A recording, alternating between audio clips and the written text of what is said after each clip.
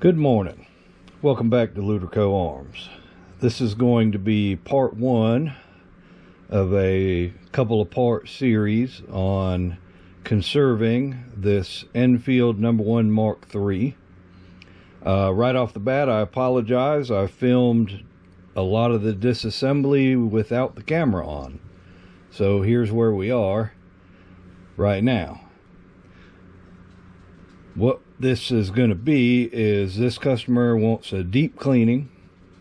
We're going to take care of all this wood, get all the cosmoline and the gunk. You can see this thing is just full of old nasty grease and just pure filth. It is nasty. This whole stock is full of just it's nasty. So we're going to clean all that wood, and then we're going to clean all this metal. And you can see here that this is not only covered in gunk, but it's rusty. We'll be cleaning that up. Now this is one of those rifles that saw service in Ethiopia and was recently imported by Royal Tiger and IO. So it's definitely seen a lot of years of use. This particular example is an SHLE, and it was first built in 1914. So it is definitely seen some years of service.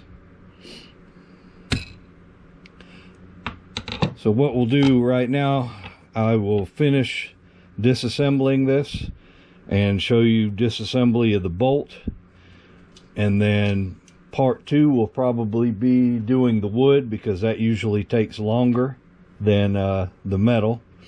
Part three will be the metal, and in part four I'll do a video of the full reassembly, which you can go backwards and use it for disassembly. Again, I apologize. I didn't realize that the camera was not on at the time I filmed that. So right now we'll disassemble the bolt, and you can see on this bolt, one thing you can see right off the bat is there's been a repair made to it, and you can tell just by looking at it that was not an arsenal repair, but somewhere in Ethiopia some blacksmith fix that, and we're going to leave that way as part of the history of the rifle. So to disassemble the bolt, first you're going to unscrew the head, and it's just normal right hand threading. It just unscrews.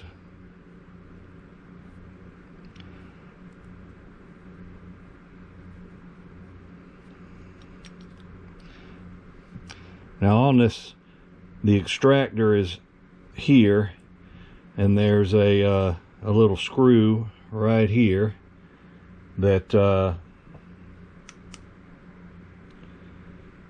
if you undo that screw, then you can get the extractor out, but we don't need to do that because we can clean that without doing that, and there's no need to take it apart if you don't have to. So now you've got your bolt body. You want to pull your cocking piece back and rotate it and let it move forward. That takes some of the pressure off of the firing pin spring. And on the back, there's this screw. It's a large screw, and we're just going to take that out.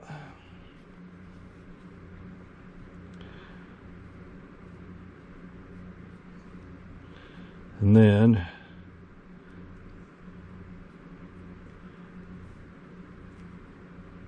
what that does is retains your firing pin, which is threaded. Then you need a special tool. It looks like this. It's got a couple of teeth there, and it's hollow.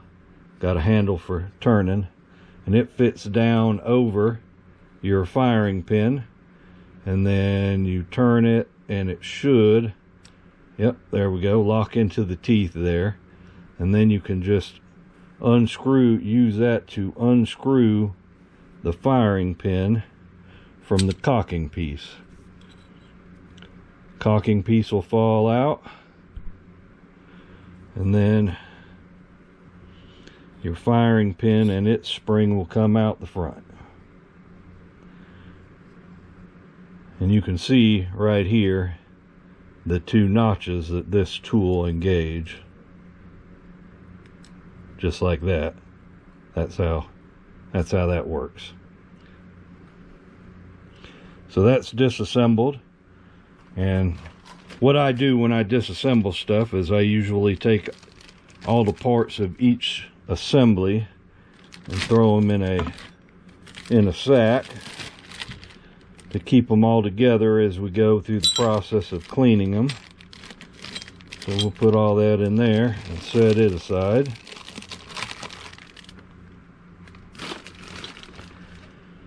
So what's left?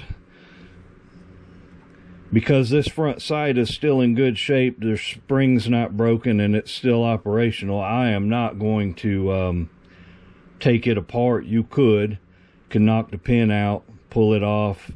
There's a screw here for the spring and such, but I don't have any reason to do that with this gun, so I'm not going to. I'm going to clean and take care of that in place.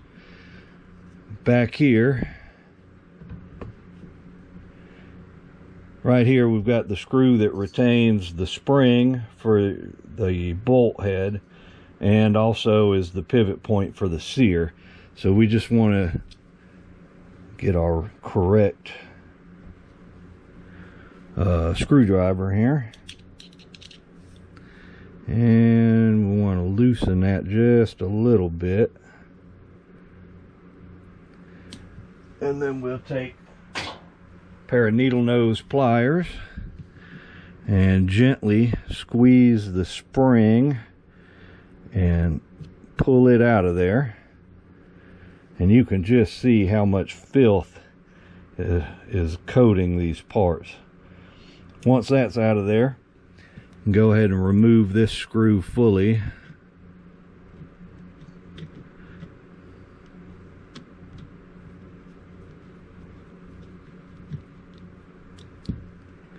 Along with the spring. Y'all excuse the cat. Let me get her. And once that's out, then your sear will drop out.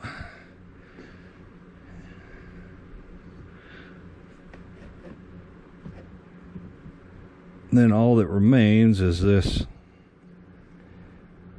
arm here, which is on a pin. We've got to clean a little bit. I'll grab a brush.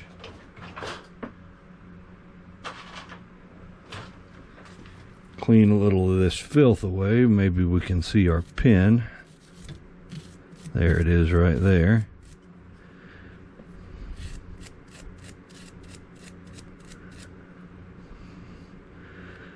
And right there, so we see which side is the larger. Take our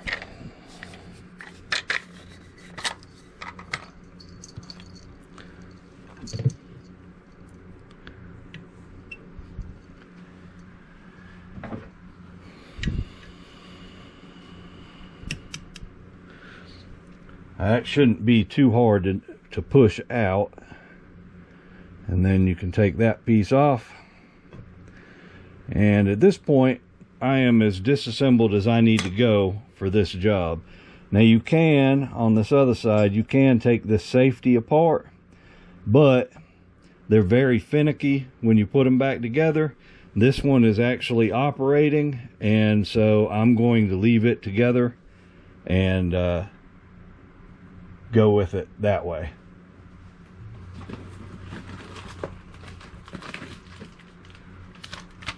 So next time we will start on the wood, and I appreciate y'all watching. Hopefully this series will help you out if you've got one of these rifles. If you want more information on the history of these rifles, other than what I've given you, which is this one served in Ethiopia. Go to Forgotten Weapons. The Forgotten Weapons channel. Ian McCollum has an entire series on these rifles. Very detailed, a lot of information, and that's the place, that's the guy to go to. So we will see you in the next video. Appreciate y'all watching, and have a good day.